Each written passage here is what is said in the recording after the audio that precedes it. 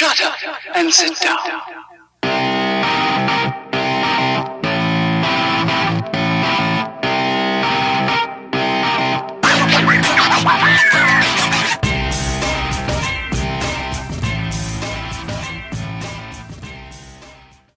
So this is the Dirty Deuce podcast, and I am your host, Ben, and this is my co-host, Alan. Hey, how's it going? I think since this is the first one, we should probably start off by introducing ourselves to some extent, who we are, kind of our background. Would you like to go first? Sure. I'm Alan, and my background, I grew up in San Diego, couple brothers, and got into trouble, but nothing too serious. Worked pretty much all my life. Looked to do something a little different. Ended up in the military, and that's how I met Ben. Yep. Tragedy to follow. Yes. As for me, kind of give you the Cliff Notes version. Standard high school. Went to college in New Mexico. Graduated. Had a very young wife who was going for her doctorates, and needed a way to quickly find something to support her, and went into the military. Despite having a college degree, I went in enlisted, so it was nice to see that side of the world, really, because sometimes it's just beneficial in life to have something that just kicks your ass, you know? You get street cred the rest of your life. Yeah, you do get a level of street cred. And I was also dumb enough to enlist for infantry, of which you were infantry as well. And that's how we met each other. So, that being said, I wouldn't say that, yes, we are army dudes, and to a certain extent, knuckle draggers, but I wouldn't say that that's the thing that really encompasses me. That's just something that I did. It's part of my experience, but I see so many people pigeonhole themselves, and you see with some of our friends, like, oh, I'm a veteran, or currently serving, and that is my identity. We're jumping right into it. So, something else to address. I got out. I did my 3 and got out, and you escaped, and I was stupid and fell into the trap, and I'm still serving that sentence. Oh, I should probably preface this. If anybody finds me in real life, the views expressed do not necessarily apply to those of the United States Army. They're my own. Yeah, pretty much. Definitely to a higher calling. I think it's been very interesting, but we'll go kind of into that whole what the military does, because you're currently seeing it and living it, both from the enlisted side and now the officer side, and I experienced it in separating, and now I get the experience of being part of the support group for veterans after. Yeah, we really have a little piece of each side of the equation, and I don't want to put words in your mouth, but I think you'd agree. It's broken to a large extent, and probably has been broken for a while. It is, and I was actually thinking about it today. Today I got to go to a service for a fellow that decided to take his own life, and fellow service member, not one that we served with or that I served with, but one that I knew. And I remember hearing the word, and for whatever reason, in years of TBI, mangled memory, resiliency.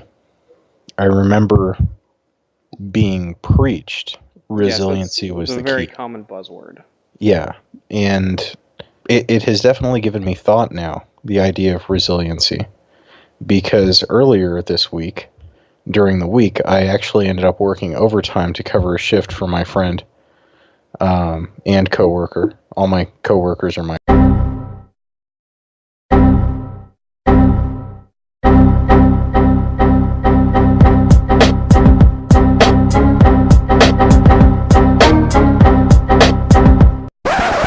Okay, I gotta apologize to anyone who's unfortunate enough to be listening to the podcast. Kind of showing my own technical incompetence here, but I think we figured out the issue and got it resolved, so we'll be able to move forward. So you were telling me about the funeral. Yeah. Well, not only the funeral, it was a service, fairly informal. I don't have any nice clothes anymore, but just interesting, the idea of resiliency that the Army preached. And I look back now, and I really have to wonder, why would a lot of guys allow their personal identity to be consumed for something they did for a couple years? I find myself asking the question, how do they not have the strength of self not to be caught up in something that identifies them? Like, how can they not stand as an individual on their own? Why is it that everybody's cookie cutter, cowboy boots, ripped jeans, tight t-shirt with Grunt Life or some other stuff on there with a bunch of tattoos and a ball cap with the American flag? Like, Yeah, I've noticed that, and it's something that truly aggravates me, is this idea of patriotism, but it's like a cartoon patriotism. You know what I mean? don't think it's that right there. That little getup isn't patriotism, though. Exactly. It's a cartoon patriotism. It's like somebody saw a cartoon of Yosemite Sam, and like, oh, that's what cowboys are like. And then he goes to a rodeo with like not a 10-gallon hat, but like a 25-gallon hat, and just starts shooting revolvers up in the air, and like, oh, that dude's fucking insane, right? It's like somebody had, like, I remember growing up seeing, like, people kind of make fun of, like, overly patriotic people, or, like, the classic American Abroad, like, oh, America, it's all Eating about bacon. guns and bacon and stuff like that. And I think there's just a lot of people who saw those parodies, and they didn't realize that it was a joke. It was like, oh yeah, that's what we do in America. And they've sort of taken that on and owned it, right? And one of the things that blows my mind, drives me up the fucking wall when I see it, is the dude with the lifted fucking enormous truck that takes up 4 lanes, rolling coal, specifically modified to get the shittiest gas mileage you possibly can, with like fucking an American flag parachute off the back just to add more wind resistance. But, just like, U.S. Army, America, Rangers. Ranger. The Ranger license plates. Yeah. And just like patriotic out the asshole, right? And then they see some dude, in the fucking next lane to the Prius, who's like, oh, get off the Prius, you fag, go back to where the fuck you came from. That shit blows my mind. You know where we get all of our fucking oil from? Goddamn Saudi Arabia. Yeah. You know where like all this terrorist propaganda is coming from? Saudi Arabia. If you drive one of those shitty monsters down the road, like, you're funding terrorism. Like, we didn't have any of these Islam has always had a crazy branch. Since its founding, there's been people who've been just hacking off heads in the name of Islam, right? And we're never going to get away from that. Just like any group really will have its own fringe that's just fucking crazy. Christianity has, people who every once in a while kill each other in a cult, like Jonestown, or, I guess the most current version is the Westboro Baptist Church, which is a little mild compared to some of the crazies we've seen in the past, but they must be going through a moderate period, and that's the craziest we can find. I like the kind of the division in fundamentalism between Christianity and Islam. Fundamental Islam has people, blowing themselves up or other people up and cutting off heads. Fundamental Christianity, even that's polarized, and on one hand you have the Spanish Inquisition, on the other hand you have the Quakers. Yeah. Like, going all to the New World to have a peaceful living. Yeah, refuse to fight. Well, I mean, I think it's interesting when people justify violence based on Christianity, when so much of Christianity, especially New Testament, which separates, Judaism from Christianity, so much of that is, love thy neighbor, turn the other cheek, don't fight, don't murder, don't go to war. It's very, very peaceful, hippie, get along, love stuff. and then we're like, fuck it, Crusades. You know, it's like we just like, we ignore the message, but we keep all the trappings of it. So, part of that experience I had, went to the showing and then went to Happier Times at a place called the Rock Church. I don't know if you have them out there. But not knowledge. I have seen today, firsthand, essentially a rebranding of Christianity. And I'm not going to associate them necessarily with Nazi Germany, but I will say there are incredible parallels in the effective marketing of an idea of belonging or higher purpose for a higher cause or for the better of society. There was a lot of engagement, and it was very interesting to see. I would encourage anybody to watch any of the sermons put out. The fellow preaching very quickly establishes himself as an authority figure. The body language that he uses is incredible to see. As I know you like to say, could sell water to a drowning man. This guy could convince you to drown your friends and then do it to yourself. Tell you that you're thirsty after. Yeah. It's was very interesting to see, and the idea behind it, or essentially what the message was to allow the Holy Spirit into your soul so that you may broadcast or you may communicate the message of Jesus Christ, the Savior, to everybody else, to assist the Lord in the fight between the two realms of heaven and hell. Essentially, as they branded it, making you what was the exact word? Soldier? I think it was,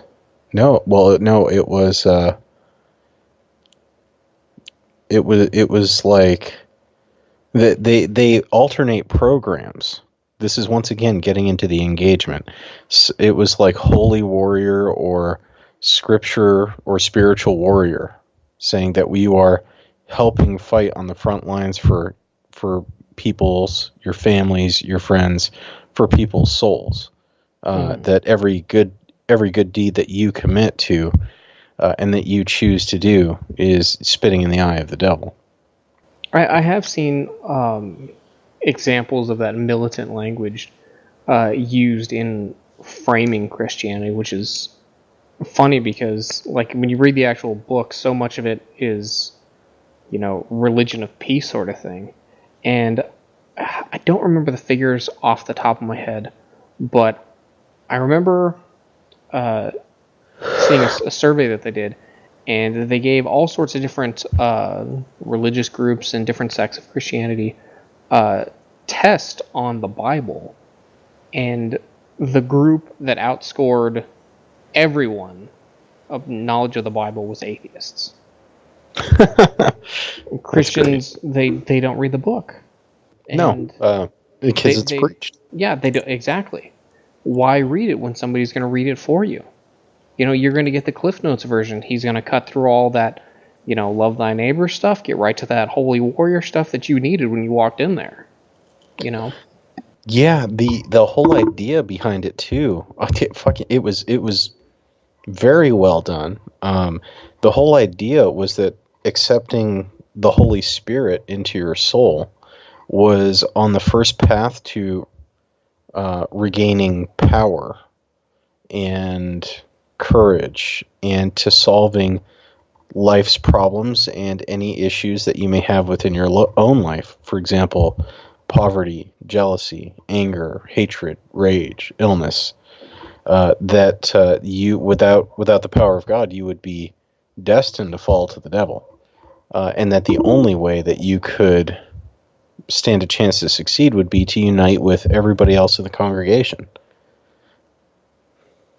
in accepting the Holy Spirit. I think that kind of goes into how you were saying the rebranding.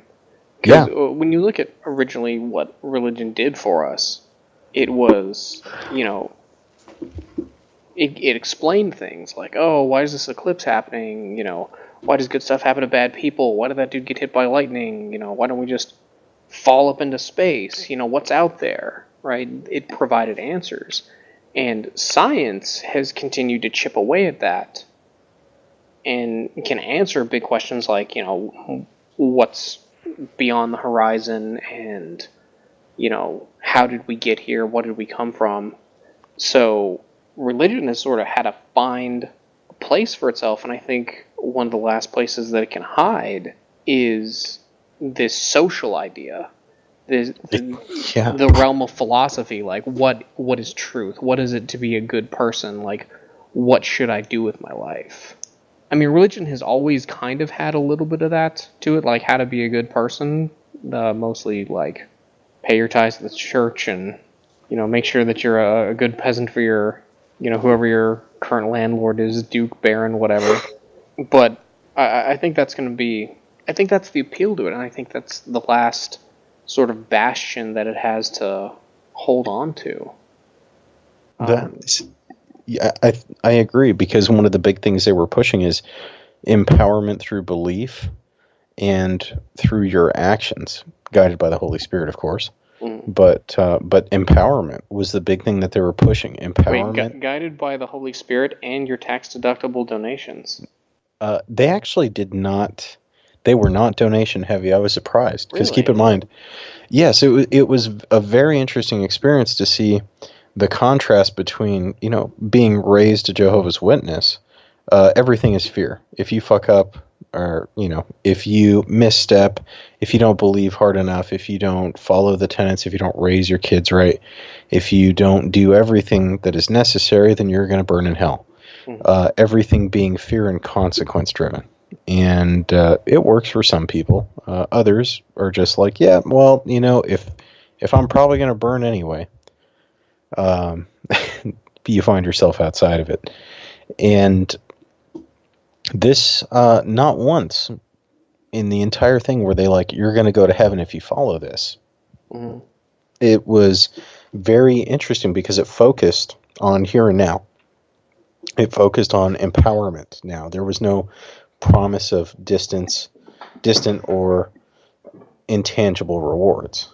It felt a little bit like an AA meeting, and a little bit like I said, like watching Nazi Germany nationalist propaganda. Like, if you want to see your country change, this is what we have to do together.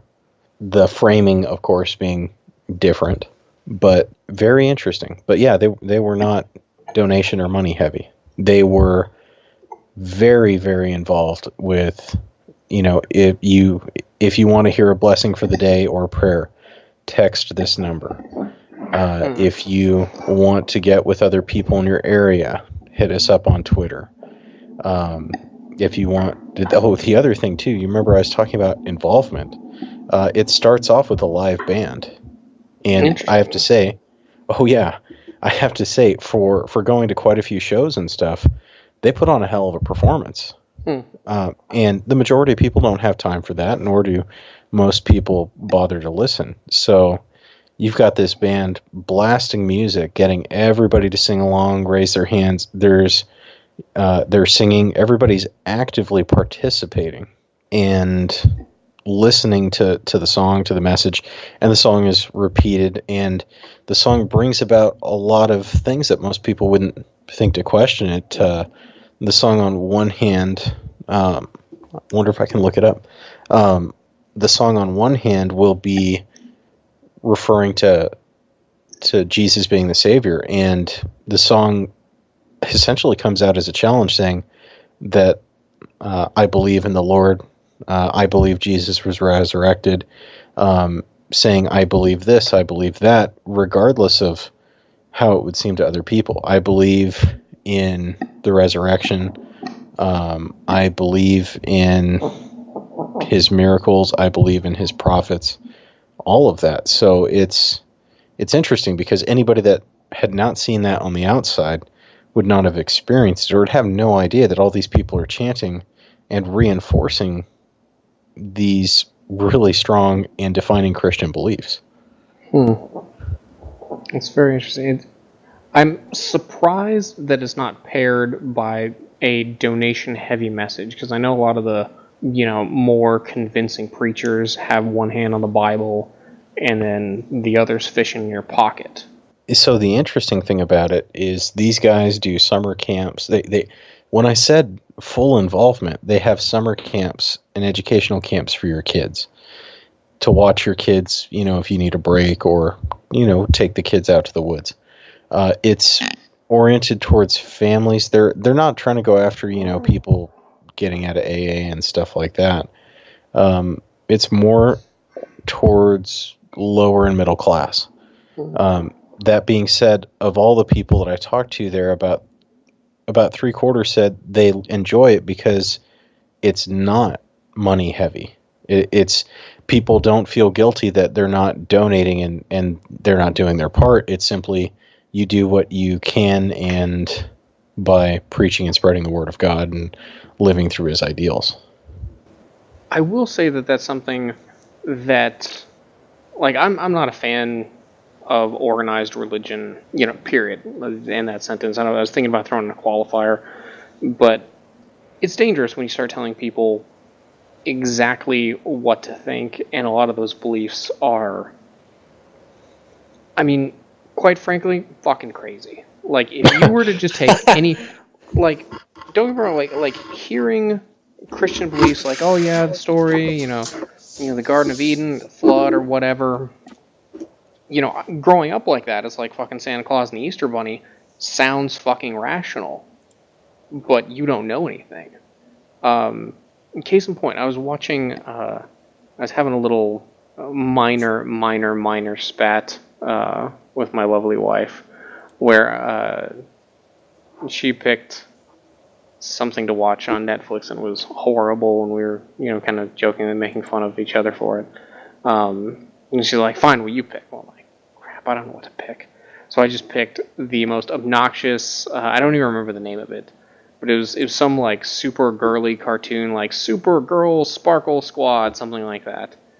And the premise, there's a girl, she's going to school, she's super helpful, some sort of alien demon creature shows up and turns some dude into a giant crab and starts attacking her classmates on a field trip, and some other, I want to say a plushie doll but that can move and talk, gives her this, I'm sure, very marketable plastic, almost looks like a cell phone, and she's got to type a special code into it. Just total shit that they can sell to kids. And turns her into this fucking sparkly princess thing, and she fights him with the power of love and fucking bullshit. I don't know. It was atrocious though. But the thing that got me is that it had high ratings on Netflix, right? So kids totally fell for it. And the plot was fucking insane, right? Normal girl, dude turns into a crab, she turns into the sparkling princess because a talking stuffed animal gave her some sort of crazy cell phone, and she just rolls with the whole thing. At no point is what the fuck is going on? Just oh, I think I've got this cell phone thing figured out, and then even does the chant I sparkle dress, sparkle boots, sparkle tiara, or whatever, is all her things pop up. I'm sure each sold separately. But I'm thinking this is fucking garbage. And if you watch any of the stuff that we probably watched growing up as a kid, I watched an old Power Rangers the other day, one of the first episodes, because I think they were coming out with a new one. I just and while my wife hadn't seen any of them, oh yeah, we'll watch the first one on Netflix. It's garbage. It's total garbage. These teens are just walking around and they get abducted by the giant floating head, in the fucking Wizard of Oz. And they're oh yeah, we're just going to be Power Rangers now. And they're just totally on board, from episode 1. No internal conflict, no I've got a life, I'm studying, going to college, now I'm going to be fighting people, could I die? Let's put some more thought into this. But kids completely accept that. And I was trying to think about why is this so popular when it doesn't make any fucking sense. And then it sort of dawned on me, they don't have a frame of reference. They haven't lived. They don't know that what's going on is fucking crazy because they have nothing to compare it to. All this stuff sounds crazy to me because I don't live in a world where people, like magic floating heads abduct people, and then robots turn them into like future space ninjas to go fight other, people and giant robots. That doesn't happen in my world. I've lived several decades. Shit hasn't happened. Must not be a frequent occurrence. But the kids, show it's stimulating. It's stimulating. It's interesting. And kids don't have a frame of reference because they haven't lived that long, so they don't know what's bullshit and what's not. And I think that's where we get into these organized religions. And I remember watching Power Rangers as a kid thinking, oh, this is cool. They're just turning it. And then I watch it as an adult, and it's like, this is fucking bullshit. Just because of different frame of reference. And but I remember it being good and it making logical sense. And when you go back to, religion like Christianity, growing up under it, oh yeah, I recognize now it's fucking bullshit. But I could see I could see, how this story might mean that you might want to live like this or do a certain thing based on how that guy acted, or, like original sin or shit like that. But if you were to take all those and, go to fucking Afghanistan and just go to some, Dad Mohammed engineer, talk to him and be like, yeah, there was two people, a snake told a woman to eat an apple, and she ate it, she gave it to her husband, they both ate it, and those were the first people, and because of that, you are all going to hell unless you pay me money to forgive all your sins. Fucking insane. It just sounds insane. But we grew up with it, and we didn't question that. And I think any other sort of religion also sounds equally as fucking crazy to somebody who didn't grow up with it. Like when I hear, Muslims talk about all their crazy stuff, fucking insane. Right? Taoists, Zoroastrians, Hare Krishnas, Scientologists, fucking any of them. When you just list their beliefs, it sounds mental, but not as crazy when you grow up with it. Or not crazy at all. I'm going to send you a link right now. Sorry, everybody. If anything, look it up on YouTube. How the Rock Church East County worships. Take a minute to skip over to 12 minutes, and I will show you. In fact, they're all the same people, except when I went there, they had 2 more people up on stage. Okay, when do we do You don't need the audio. Okay. To 12 minutes. 12 minutes. Just to give you an example. You see how long it is, right? Oh, yeah. Okay, so this is it's like a full-on concert every Sunday. Mm-hmm. Getting everybody involved. They pick people from the crowd, too. Nice stage lighting, too. Like, I remember seeing, like, a church band when I was going in, but there wasn't, like, special lighting and shit like that. Well, the thing that this is leaving out is that there's 2 other screens, one to the right, one to the left, that are very interestingly, that are playing pictures in the background of, large scenes of nature or icebergs crashing, things people consider elemental, like raw elemental nature, things that people generally associate with higher powers. They have everybody stand up, everybody sing along, and you can see it's a live band. It's completely fucking dark in there, so people are rubbing up against each other. People are singing together. They're telling, hey, look to your left, look to your right, tell them Jesus loves you, Jesus loves them, introduce yourself to your neighbor, all of that. Very interesting. Yeah, as the guy going in there, just like hoping you don't burn when you step through the door, and then walking into that. Which, by the way, for anybody that doesn't know this, I work in the office at the local college, helping guys with getting their GI Bill. I'm using mine too, and I was asked by the office staff to wear shoes and dress business casual. So for the last 2 years, I've come in with cargo shorts and flip-flops. For those of you who don't know, he does what the fuck he wants. Yeah, pretty much. Let's just preface that.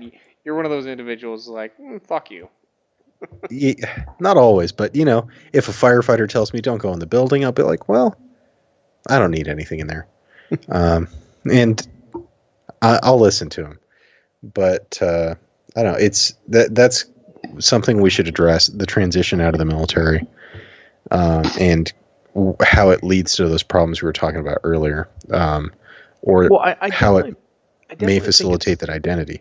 I definitely think it's tied, because absolutely, going religion back into the military kind of put a bow on all this. The thing that secularism, science, atheism, all of that has really failed to come up with a viable solution for, and that I think the role that religion still fills and why it's popular is that human dimension, that aspect of community. And you think about it, we are living in a very, very interesting time because we live as a species in a way that we've never lived before.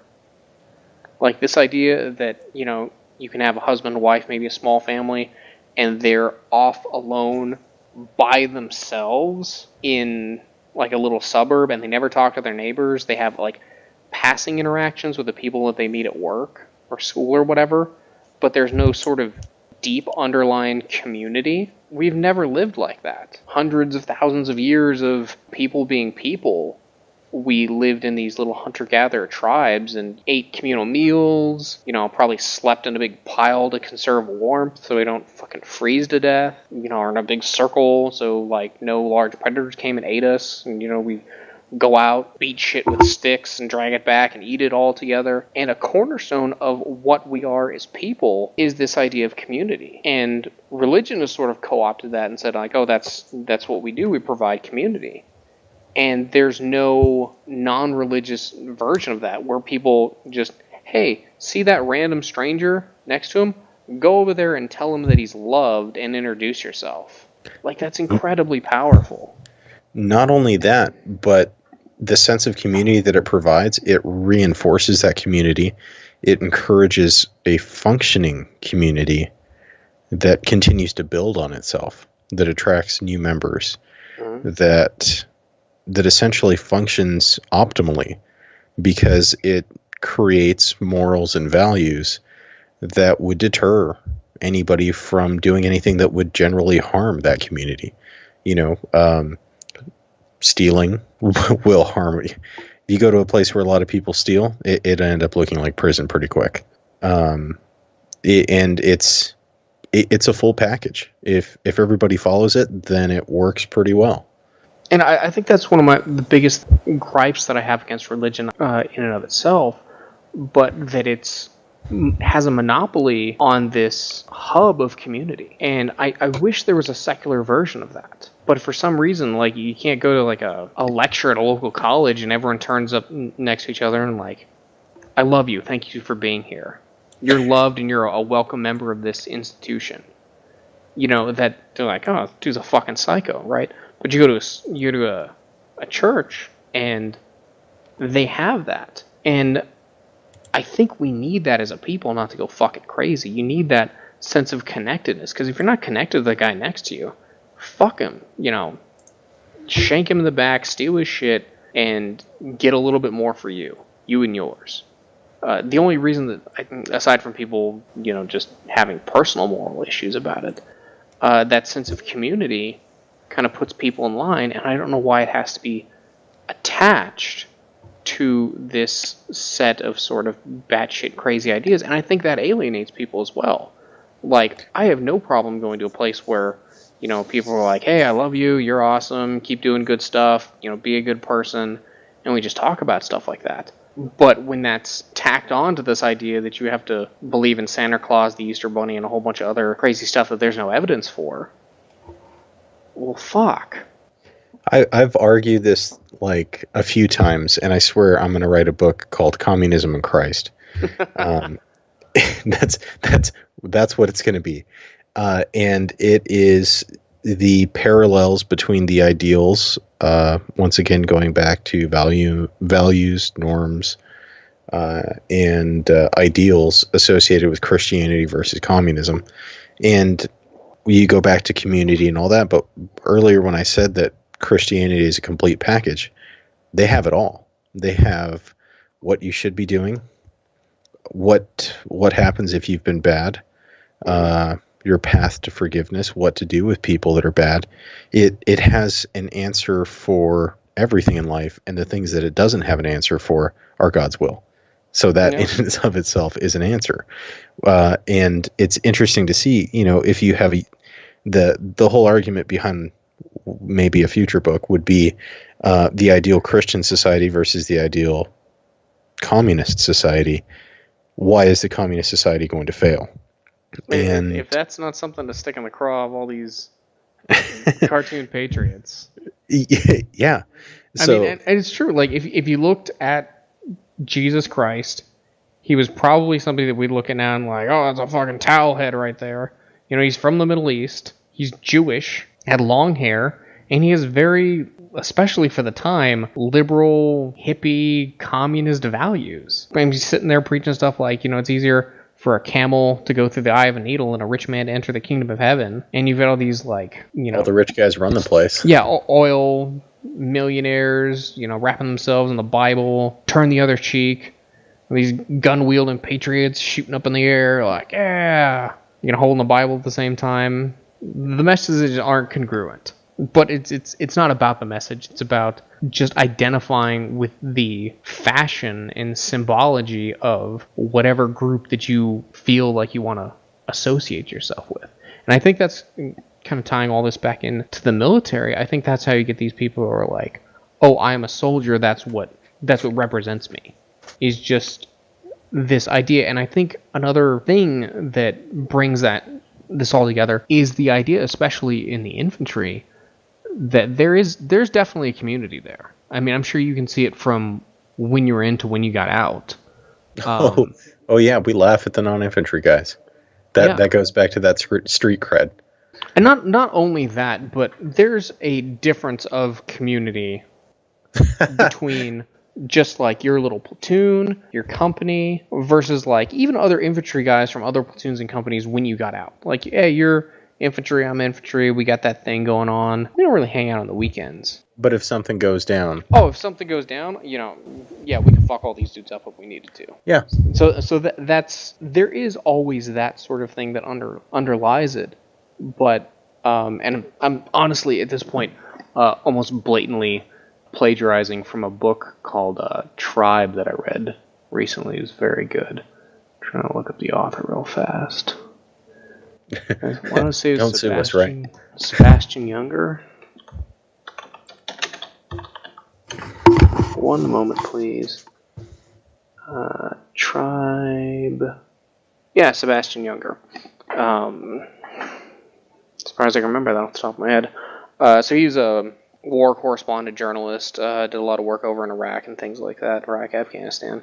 And he followed around this infantry platoon for a while, and he noticed that, and I, again, recently wrote a paper on this, and so I looked up a little bit more of the statistics behind it, and you don't start seeing the suicides, statistically, from an infantry platoon when they're at war.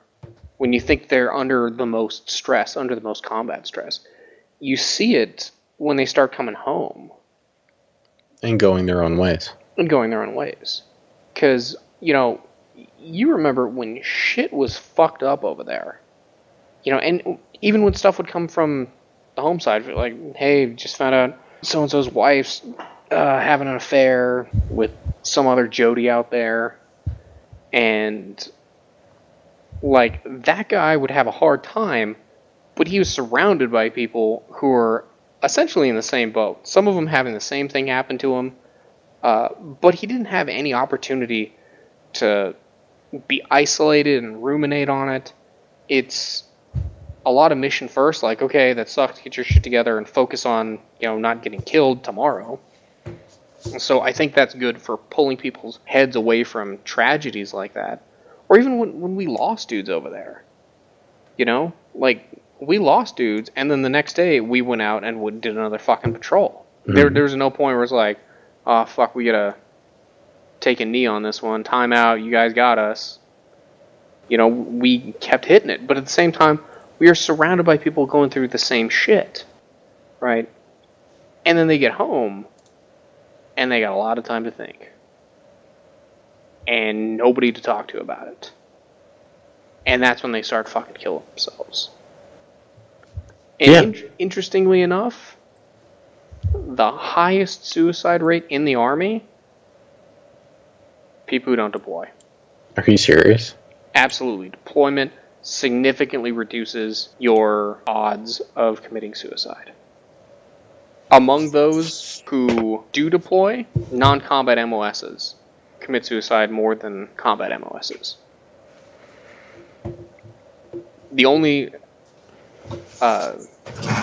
qualifier on that is combat MOSs who've seen a lot of action. They have a significantly higher suicide rate than combat MOSs who didn't see action.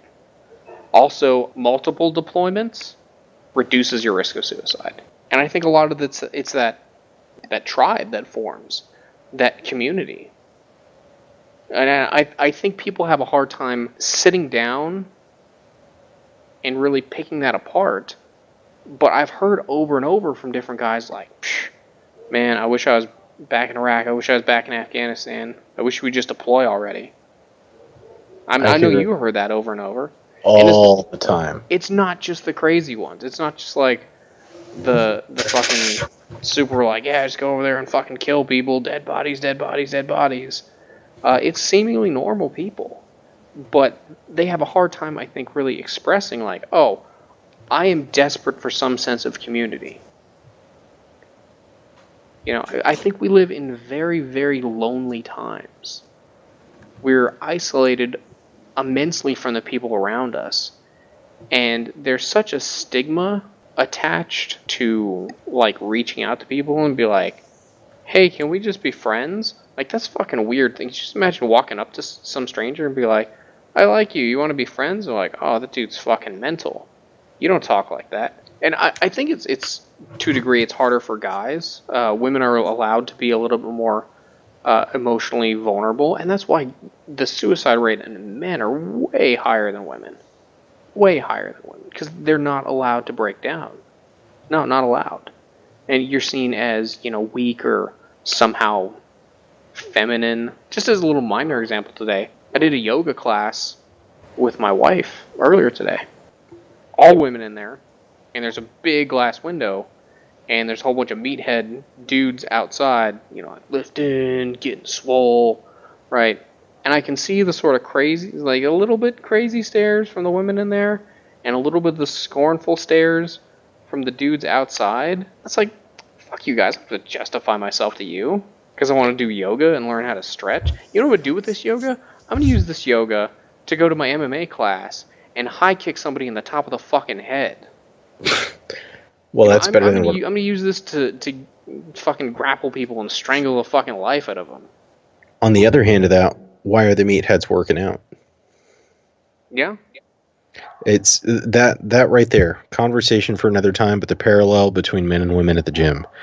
The women are working out to attain the image that they think men desire, and because they look at their competition, other women, and the guys are doing everything they can, not so much in competition with each other, but to attract women. So that kind of the means to the end are different. One of us is conscious of the other one is not. I'll say this. It is a good thing that people fuck each other, because if we reproduced asexually, we would all just loads of fat, just balls of fat, just walking around on, like, little robotic legs or wheelchairs or something like that. Well, like, either that... If we didn't have those drives, like, everyone goes to the gym, like, oh, you want to improve your health? No, I just want to look good naked. Yeah.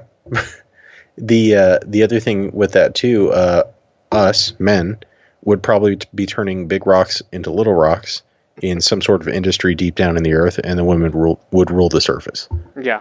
Yeah. And vicious cycle. We'd have to try to rise up. Of course, they'd outsmart us. Yeah, it'd be terrible. Yeah. Ain't that the truth? I don't know. I don't know. We saw each other recently after a handful of years, and I know you get to see the guys that are rocking the giant lifted Jeep or the the dually Cummins that's never seen a trailer hooked up to it. And they're always fucking privates. Yeah. Always fucking privates. Or E6s.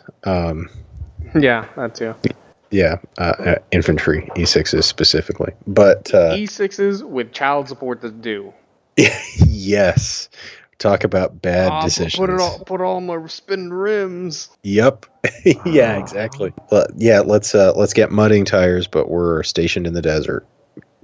Anyway, so you saw me recently.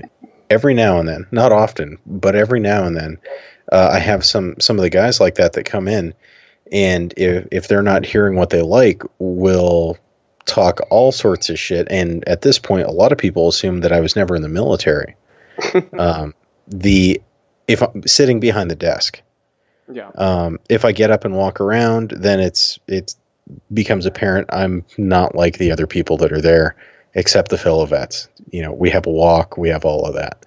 For those of you who are only listening and can't see my good friend, if you can picture basically a silverback gorilla that has somehow shaved itself or worn a people suit.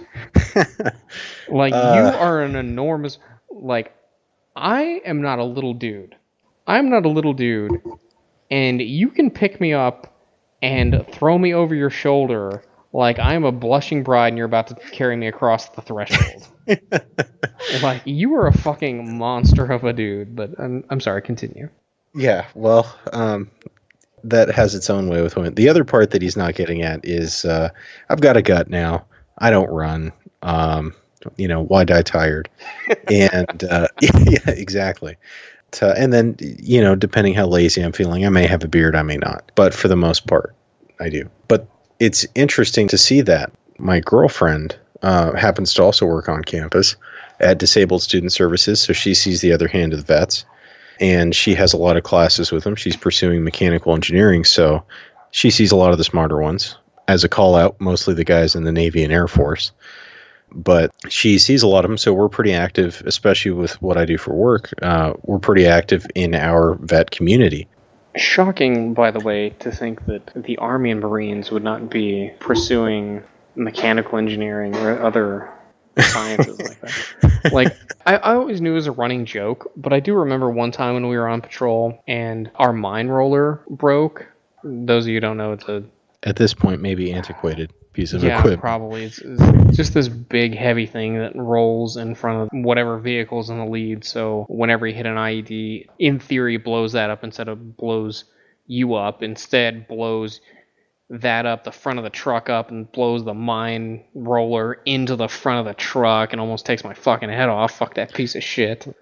Well, the other side of it is, as soon as Taliban, Mujahideen, whoever is trying to kill us at the time, figured out that the mine roller's so many feet in front of the truck, they just offset. Yeah, just offset it. Yeah, they just offset the trigger and the charge. So. Yeah, but I remember one time we were on a patrol and shit broke, and we're like, oh fuck, how are we gonna fix this? I'm like, get some tools out, fix it. And then I hear, I think Sergeant Spradlin, hey, grab that rock, just bash it with a rock, and just watch them just bash it with a rock, and I'll be fucked if it didn't work. But yeah, that was our solution. So I'm surprised that our brilliant problem-solving skills of bashing things with rocks does not translate well into mechanical engineering. I don't want to overgeneralize, but I will say this. The most driven group I've seen so far has been the Marines, hand down. Those are the guys that show up to class, do everything, don't ask questions, just like, boom, they're in there. The other branches, we got a lot of guys that are, I don't even know why, but this happens all the time. I got tired of writing papers. Like, you run out of charity. When people show up and they're just like, yeah, I didn't know how to, I think I failed my class. And I'm like, let me drop everything I'm doing to hear your problems right now. Which I'm more than happy to listen if I can help and it's legitimate. Yeah, I'm going to fail this class. I'm sure of it. I have a paper due in 2 hours. I don't know how to write a paper. Known about it for 6 weeks. Didn't bother to utilize any of the resources given to them in class or any of the resources that we were constantly telling people about. So quite a few times I've been there and I'm just like, I got you, man. Even though I'm not supposed to, we look out for each other. I will say that you're starting to give away the military secret in that not every one of us is a fucking G.I. Joe, fresh out of the box action hero. Some of us are fucking idiots. Yes. But we're all volunteers. Yeah, some of them, true. Some of us have made some very poor life choices and have gotten into the position where we either go to the sandbox and kill people for money, or we start dealing drugs. And kill people for money. And kill people for money. You know, it's just like, who's got the better retirement plan? That is definitely an undercurrent of the military, especially the Army.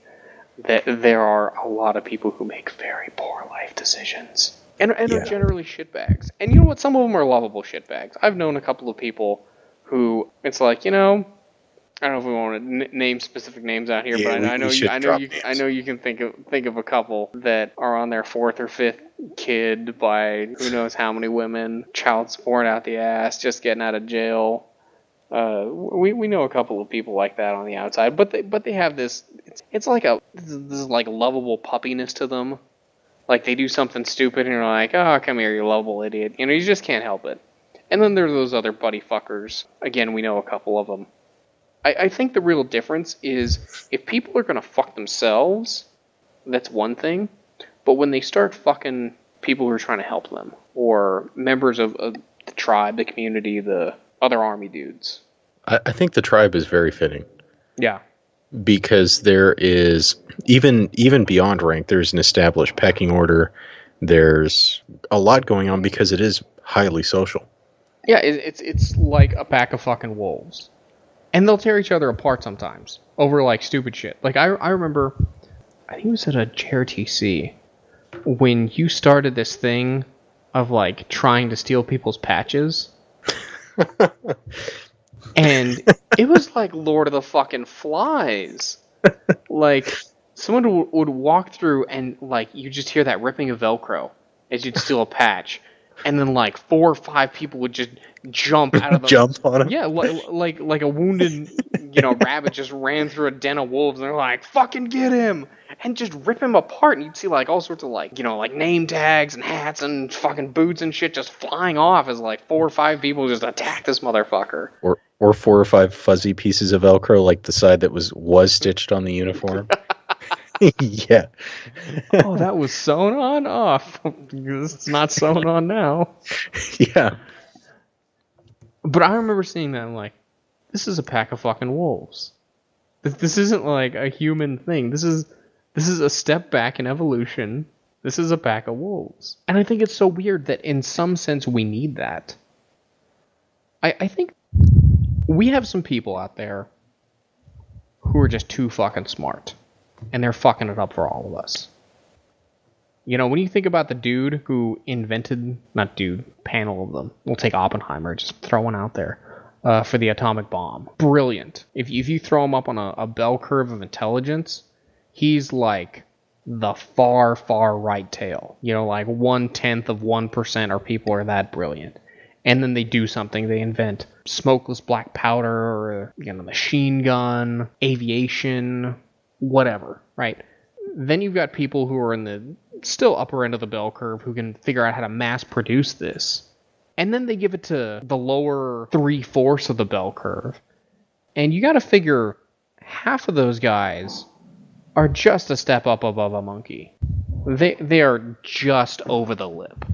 A couple of us have given the rest of us this sort of crazy, incredible technology, and we don't know how to fucking cope with it. We don't know how to live like this. We don't know how to just instantly communicate with anyone across the planet. Like, I'd figure some sort of super intelligent future alien could make better use of a cell phone than just looking at cat pictures and porn all day, but we haven't. We're like, oh, what do we do with this? Let's look at funny things and let's look at boobs. Like, we shouldn't need all of this crazy tribalism, because it's probably not good for a society to have these groups that are like a pack of rabid wolves. But then when you take it away, the depression rates shoot up and we start killing each other or killing ourselves. We just don't know how to live. We're not evolved enough to live in harmony with this very futuristic, technology-driven society that we've created. And I'm not sure that's reconcilable. Keep in mind, a lot of my formal education at this point leans really far left.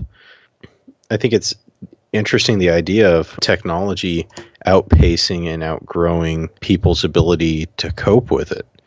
And some people would say that a direct product of that is that technology in and of itself is a means of an elite few enacting control over others. That's pretty common in basic theory. Other people would say that technology itself is evolving for the sake of itself. And other people would say it's just happening. Technology is constantly evolving. As technology has to evolve, or our species will die. I lean more towards that one. I recently, on my trip, went out to Mesa Verde, and everybody's kind of like, hey, look at all this stuff that the indigenous natives did in the area. By the way, we have no idea why they left everything behind, but they were way ahead of most other people in the area. Going to a more modern day example of it, I think we're getting to the point where, with globalism and everything else, had social media not become what it is, I think we would seriously struggle with how people socialize today, given everything that they have access to with the internet. Cat videos, porn, almost unlimited education. I am torn on the role of social media. I do think, like you were saying, if we didn't have some form of social media right now, it would be too much. The isolation of the society would be too much, and we'd all start going fucking crazy. But maybe that would push us over the edge to making some sort of substantial long-term social change. Create some sort of secular community institution that wasn't based on any sort of ideology. I'm right on the fence. I don't know which way to lean on this. But I think to some extent, the fact that we get just enough socialization through, different social media to feel a little bit connected to the rest of humanity, I think that keeps us from really doing something and having a genuine connection. I don't know. What do you think? Do you come down on one side or the other? I agree with you. I agree. It does, at this point, it does inhibit genuine interactions. One of the things I've discovered, so in my relationships going to college, is that at least our generation in the military, we kind of missed out on the big explosion of social media. We are technically millennials, but we really didn't get to jump into that. Yeah, I definitely feel like I missed the boat on the whole millennial thing. I feel like a man without a country. If you ever sit down and talk to a hashtag millennial, yes, you can't. They're looking at a phone or something. Yeah, well, not only are they looking at a phone or something, this isn't completely different from how it was before, but it really changed quite a bit. Most of my personal friends at this point are women, because I can actually talk to them. I have a hard time relating to or getting along with my fellow vets, especially the ones with the big lifted trucks and stuff, because it's like, let's go to the bar and get in a fight and pick up some nasty, trashy bitch. And I'm just kind of like, or we could not do that and do something else productive. And I wouldn't even just say productive, because you can sit at home and do homework, but fulfilling and interesting. Yeah. Or creative, or an experiment, just to try something out, to test your skill. And I have made a really good friend who isn't necessarily a hashtag millennial, but pretty close. And it's interesting to see his interactions with women or other men. And, it ends up making me like Big Brother. More specifically, like Big Brother, don't fuck with him, or or you get fucked up, kind of. But it's interesting to see his interactions with women, because he, we've got a pair. You grew a pair, you got eaten by the other wolves. And it's interesting to see how that equates on the outside. For example, if somebody asks you, if you're interested in working somewhere, we'll go, yeah, I'm ready right now. Like, that's, for the most part, my reaction, or what your reaction would be. Yeah. If you were interested in it. But if you were not interested, you'd say, I'm just not interested. Mm-hmm. And that would be the end of it. For my friend, I have watched him struggle with things that come to second nature for me, being social interactions. I've had to take several communication classes, and I see it a lot. I see it in people my age. I'm 28 now. I just turned 28. I've seen it in people that are 18. There is a serious struggle to hold legitimate, thoughtful, interesting, emotive conversation with reciprocation of ideas. And emotionally fulfilling communication. And I don't know where that comes from. I have a theory I'm going to throw out. I don't want to go into too much. Probably want to save it for another time. Block, because I think I can ramble on it. Are we talking about now we're picking on the millennials? Kind of. Let's do it, because I've talked to a couple of my older buddies about this. You do yours first, if you want to go on a tirade. Sure. So the biggest thing that I've heard is, people call them snowflakes, or us, however you want to say it, call us snowflakes and whiny, wimpy pussies, like stuff like that. And, you have guys shaving their legs, wearing their sister's jeans, makeup, stuff like that. And there's definitely been a shift in what is defined as masculine recently. And even from when I grew up to what is considered masculine now. The fortunate thing is what is considered masculine when we grew up, I'd like to think is universally masculine amongst most women. Yeah. All the P's. Yep. And you know what that is. We'll cover that another time. But it's interesting to see socialization try to overcome that. And it makes for a lot of weird and awkward interactions. The biggest thing, though, talking to my older friends and kind of the emerging consensus, was that the problem was a lack of hardship beyond I can't find a job. The ideals that people were raised with of I'll go to college, I'll get a job, I'll make money. Essentially the baby boomer ideals. Yeah. Or what the baby boomers learned. And without fully accepting that a lot of those jobs just aren't around or aren't even possible anymore in the United States. But that lack of hardship, that lack of, I almost want to say patriotism, because we really caught that when we were growing up. But the push to be, instead of to be an individual snowflake where you're beautiful like everybody else, to have strength and unity and to stand strong on your own, to be a tough guy, all of that stuff. So basically we've harbored a soft generation that can't cope with how shitty life really is. A generation that picks up picks up dolphins on the beach to take pictures of themselves. I don't even begin to understand where the narcissism of our current generation comes from. I have no idea. I'm gonna throw it out there with a little bit of a theory. I don't want to go into my grand theory of how we're fucking these dudes, but hard times breed hard people breed easy times breed soft people, and soft people breed hard times. I definitely think to some extent some of this is secular. I think we have been in a lot of ways very fortunate as a country to not have any significant hardships for going on, depending where you want to draw the line, about 1 to 2 generations. The last time we as a country were really pushed was World War II. Yeah. I mean, Vietnam sucked, but that wasn't a struggle for national survival. You didn't have people, growing vegetables in their backyard so that they could send more over to the troops. And especially any war since then.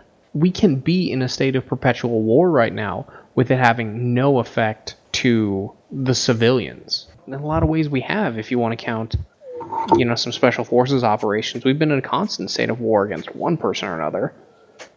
All over the globe. Yeah, all over. And it doesn't affect the population aside from if you want to make the occasional movie.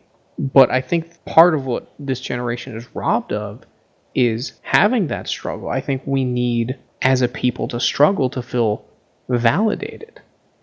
I mean, when everything that you have is just given to you, you don't appreciate it as much as something that you had to struggle for.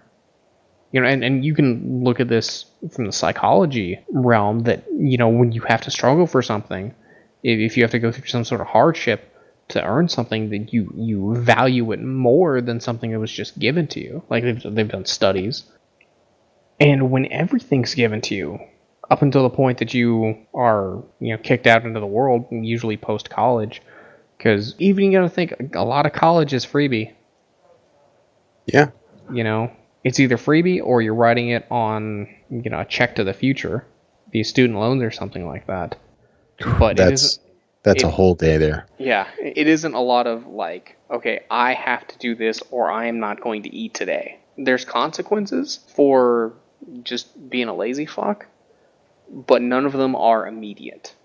And we as a creature, humans, aren't really good at predicting long-term consequences. We're good at short carrot and stick sort of things. But you have an entire generation that didn't have any sort of meaningful struggle growing up. And by some very poor, kind of almost, I don't want to say cultish, but definitely an echo chamber going on in realms of society and psychology. When we were growing up, people telling people how to raise their kids. Like, we've been raising kids since we climbed down out of the trees and started walking the fucking savannah. And all of a sudden, we just figured out a new way. We just tell them all they're special little pretty princesses and they're perfect, unique individuals. And then they grow up and become active members of society. Throw a little bit of grade inflation in there. Yeah, grade inflation, fucking... Yeah, I didn't fully understand it. Everybody gets a trophy. I know there's certain groups that are like, oh yeah, I wasn't part of that. Everybody gets a trophy generation. Well, yeah, you were, because you were the ones giving out the trophies. Like, this generation didn't ask for trophies. They're just, okay, I guess I'm doing soccer now. Just mastered my fucking ABCs.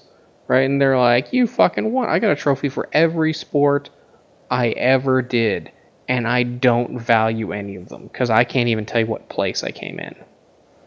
I just run around and kick that ball. Okay, I kicked it.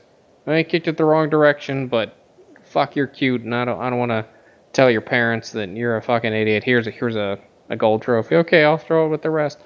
I don't value them. I didn't struggle for any of them. It was just something I did. I was out there with my friends kicking a ball. But I think, people need to lose. And I think that's where we get anti-patriotism that you were talking about. That this generation is very unpatriotic.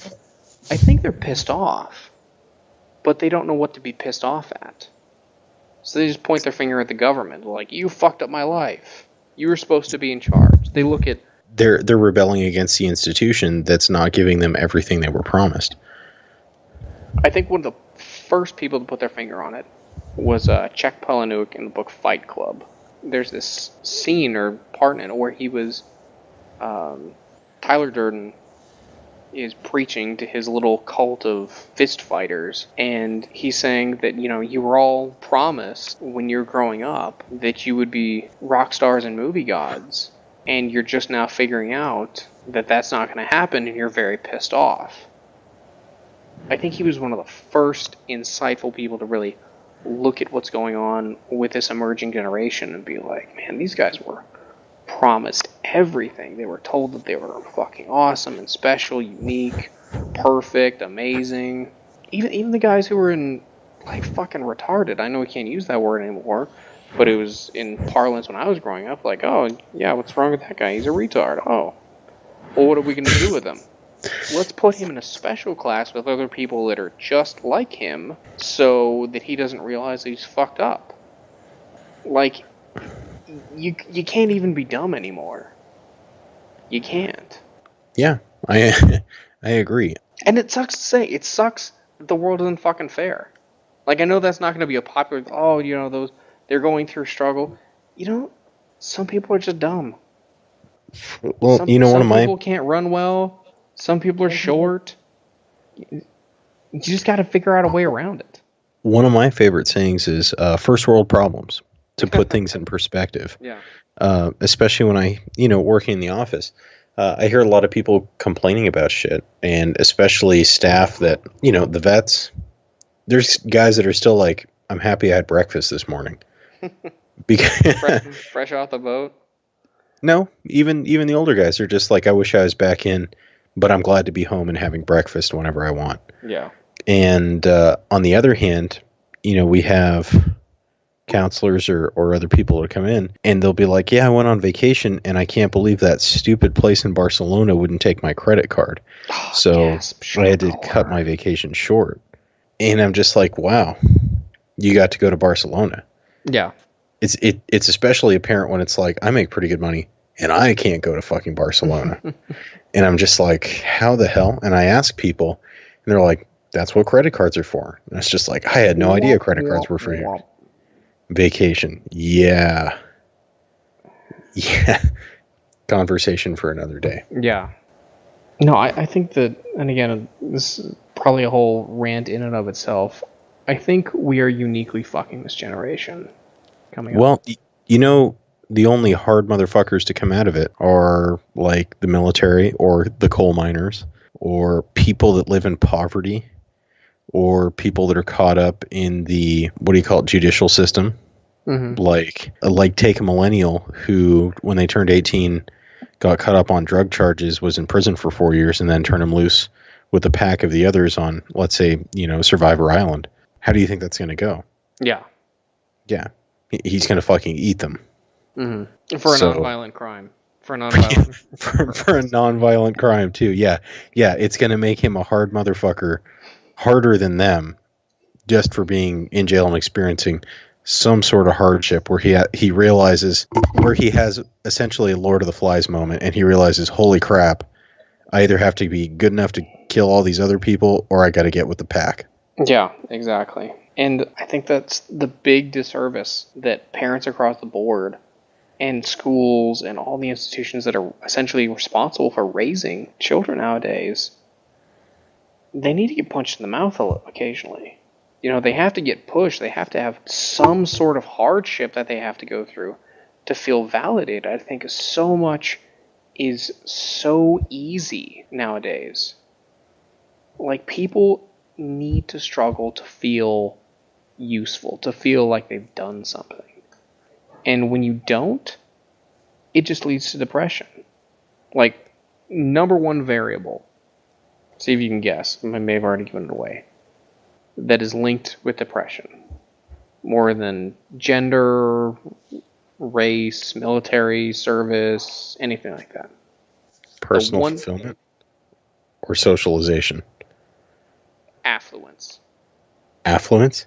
Affluence. The more money you have, the more likely you are to be depressed.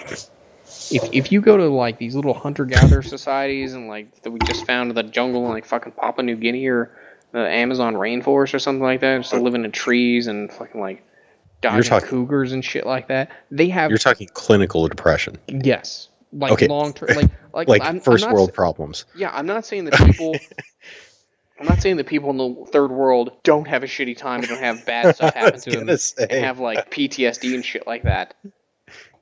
But they get the fuck over it.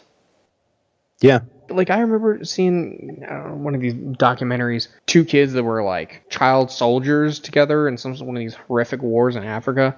And they're on like opposite sides, and they're like, hey, remember the time that we killed Nature Friend? Like, oh, that was a bad one. And it was like, what you gonna do is war. And it's fucking horrific. And they're just like hanging out, like, hey, you want to go play fucking football later? It's like, yeah, that'd be fun. And they're just over it. And us looking through it, again, hashtag first world problems. Looking at it like, oh my God, can you imagine the amount of, that they had to go through to be able to forgive? That's such an inspiration, and we shouldn't try and be like that. And how deep is the well of their compassion to do this? And it's like, no, it's just like, they've been through some shit. Like, if like you were blown up, I was blown up. I don't hold a grudge. Do you? You were like seething at night, like, oh, that fucker that blew me up? Well, not to delve too far into it, but if anything, the grudge I held was against the military for changing me. Yeah. I don't hold a grudge against the guy who blew me up. No, fuck. Okay, look at it this way. Imagine if we were raised as Afghanis. Yeah. We probably would be ANA or AUP working with the Taliban. Probably. Yeah. I mean, it's just Yeah, I can see it in independent thinkers, but yeah. Yeah, with an irrational fear of clear blue skies. Yeah. Yeah. But, like, if I could meet that dude, blew me the fuck up, and he wasn't actively still trying to kill me, like, we just sit down and talk, I'd buy that fucker a beer. He wouldn't drink it, of course, because he's, it's like, can't do that shit in their religion. But, I'd do it just to fuck with him. But, it's like, I don't hold a grudge. Fucking got me, dude. Good job. Rang my bell a little bit. I got away with it. Blew up the fucking MRAP. Whatever. You got me. Maybe I'll get you next time. I don't hold a fucking grudge. That being said, like, if I had the opportunity to fucking shoot him after he blew me up, I would have. Because it's war, and that's what you fucking do. But I don't do it maliciously. I don't, like, fuck that guy. Something to be noted in that. If you have the opportunity to shoot him afterwards, that's not one of those, like, if we have a pillowcase over his head and he's zip tied with his arms behind his back. Oh, yeah. We're talking free game. So just to be clear on that. He shoots me, I shoot him. That's war. That's how it works. He's holding a cell phone. Yeah. Yeah, but I don't hold any particular grudge against the guy. And if I met him in a capacity where he wasn't actively trying to kill me, or have the capacity to kill other people in my unit that I know in the near future, fuck it, I don't hold anything against him. Like, you did your job, I did mine. I think the interesting thing is, when I didn't really hate anybody before I joined the military. Like, you don't know the true depths of hatred until you stay up at night and, like, try to figure out how to kill people. Yeah. Or destroy them. And I did not know the depths of that until I was in the military. Really. I look back and I had it pretty good. And then joining the military, it's interesting. My best friend from it joins the officer corps. So fucking hate officers, man. Not views expressed or implied by U.S. military. They're such a bunch of cunts. They really are. There are a couple of exceptions, and most of them don't get promoted. Yeah. Like, that's why I say I'm a man without a country. But when you think about it, a lot of, that hashtag first world problems, they don't have that sense of perspective that comes from really getting pushed. Pushed, beat up, choked out. Yeah, exactly. Have some sort of puke. Have some sort of struggle to put, what's truly valuable in perspective. Right now, I'm sitting in a nice climate-controlled room. It's not hot, not cold. And you gotta think there's a lot of people that this is their everyday. Nowadays, it's my everyday, right? But I can still remember what it was like to not be able to work a doorknob because my hand's so cold.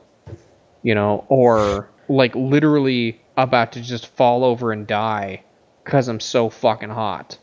Just, like, drenched in sweat. Like, I can see the fucking tunnel closing. Like, this is the end. It's funny. One of my buddies, I talked to his girlfriend. I went over and was hanging out with him. I am the kind of guy, which a lot of people are bothered by this nowadays. I am the kind of guy, if I know where you live and I have a little free time and I know you're home, I'll drop by, say hi, see how you're doing. Especially if you're working on something, drop by, lend a hand, bail out. But drop by to see my friend, and his girlfriend was super proud of herself. She said that she ran a mile in 15 minutes. And she said it was the best time that she ever did. And I asked her, I didn't mean to be an asshole, but I asked her, I was like, how did you feel after? And she said, really good. And I was like, you didn't feel like you were going to puke, like you were going to die? You didn't throw yourself across? And she said, no, I felt pretty good. And I told her, then you could have run that much faster. And she said, no, I couldn't have. And that goes into that same perspective. We have pushed ourselves. We've seen other people push themselves, and we are now aware of what we and other people are capable of. I think that's something else that was lost on this generation with that lack of hardship or adversity. Now, I want to kind of paraphrase, and this is just at the edge of my, like, recollection right here. So if all this is absolute bullshit, I apologize to anybody listening to me, but I want to say it's a Greek philosopher who wrote on the concept of frustration or anger or aggression or something like that. and not aggression, but that essentially what the root of it is some sort of incongruence, something different between what you were expecting and what actually happened. And that it's way worse for people who are rich, have it really well off, because so much of what they're expecting is shit to be perfect all the time. Like, I can't remember the last time living in America when... Actually, I can. We had some sort of, like, typhoon or something like that when I was living in North Carolina, and it knocked out the power. And nobody knew what the fuck to do. But people were like, there's no fucking electricity, I don't know what the fuck to do. And we just expect... Like, when you think about it, that's fucking crazy. From something that in an evolutionary eye blink was, like, swinging from the fucking trees and beating shit to death with a stick so we don't starve to death, to instantly expecting electricity and light to fill any room you go into nearly automatically. All the time. Yeah. And then when that doesn't happen, you're all pissed the fuck off. It's a fucking miracle. The fact that we can take fucking electricity and harness it and make it show light on demand is a fucking miracle. Right? The only reason we don't think it's amazing is that it happens all the fucking time. And our technology's advanced to the point that we have so many things that happen all the fucking time that are just perfect. Always perfect. Everything's always perfect. You know, the food is always perfectly cooked. When was the last time that you had to eat somewhere and think, I wonder if this will kill me, and then you ate it? Oklahoma, a day after I left your house. Which goes into what I was going to say. We are an incredibly wealthy nation, more so where I live. And I see the reflection of that by driving to Oklahoma, New Mexico, a little bit of Colorado, mostly Oklahoma. There are still parts of America, but very few parts of America where people don't have clean running water or electricity. If anybody wants to see something interesting, look up Navajo Nation poison wells. I never thought I would see a giant water drum, we're talking thousands of gallons, big white water drum, spray painted all over the side. The water is poisoned with uranium. So... You're absolutely right. People freak out. People get really pissed. I go on a Jeep tour in Colorado. Yeah, I hope you guys are putting together the trip on this. I go to a Jeep tour in Colorado after visiting Christian, and people are pissed they don't have Wi-Fi at 13,000 feet in a place that people burn coal to keep warm. It's what everybody's become accustomed to. What are you looking up in the mountains? I have no idea. Can you go a day without looking at fucking porn? Or cat videos or whatever the fuck.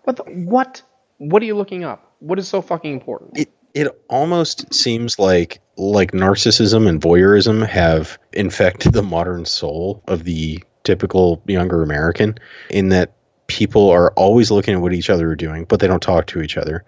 And they are always posting what they're doing, but not... I mean, people get affirmation in what they're doing through likes and stuff like that, but nobody actually talks to anybody about it. Exactly.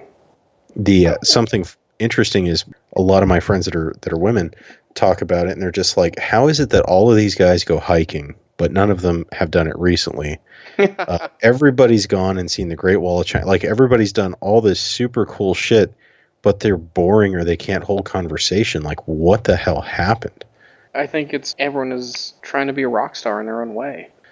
Now, I struggle with this, and sometimes when I'm, I've been away from, like, my family for so long, and they're like, hey, what have you been up to? And like, oh, let me show you some pictures of what I've been up to. And I, like, don't have anything. I may have, like, one picture of a project that I was working on, some sort of, like, a costume that I was building, or some sort of, I don't know, something I was doing.